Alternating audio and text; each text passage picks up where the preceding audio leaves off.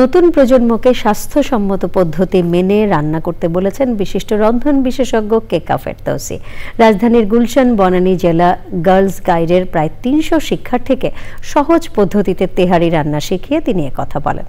Banani বিদ্যানিকেতনে girls guide ক্যাম্পে যুক্ত হয়ে এই রন্ধনবিদের হাতে সরাসরি রান্না শিখে উচ্ছ্বসিত শিক্ষার্থীরা। লালা নসীন জানাচ্ছেন।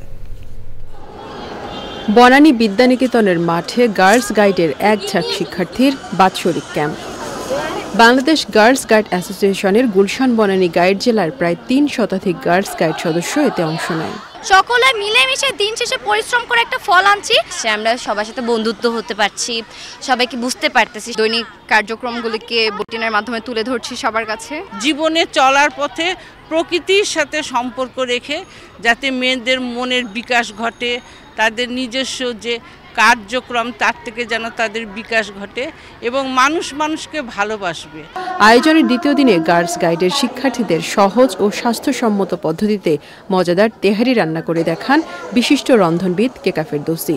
বরেণ্য এই রন্ধনবিদের হাতে রান্না করা সুস্বাদু খাবার খেয়ে উচ্ছ্বাস প্রকাশ করেন গার্লস গাইড সদস্যরা।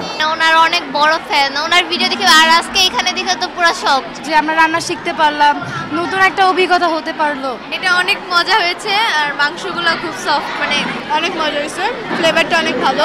শিক্ষার্থীদের আগ্রহ দেখে আগামীতে এমন আয়োজনে আরও যুক্ত হওয়ার প্রত্যাশা ব্যক্ত করেন কেকা ফেরদৌসী। আজকে ওরা আমি রান্না করেও দেখালাম লাইভ, শেষে আমি নিজে হাতে রান্না করে নিয়ে এসেছি, যার জন্য ওরা আসলে খুবই আনন্দিত আর আমিও খুব খুশি হয়েছি। ওদের সাথে অনেকখানি সময় কাটালাম আজকে ওদের কথাবার্তা শুনে। ছোট ছোট বাচ্চারাও দেখলাম যে এখন রান্না নিয়ে অনেক কিছু জানে। গুলশান বনানী গাইড জেলার ৩ দিনের এই ক্যাম্প শেষ হবে বৃহস্পতিবার। লালা নসীন, চ্যানেল আই, ঢাকা।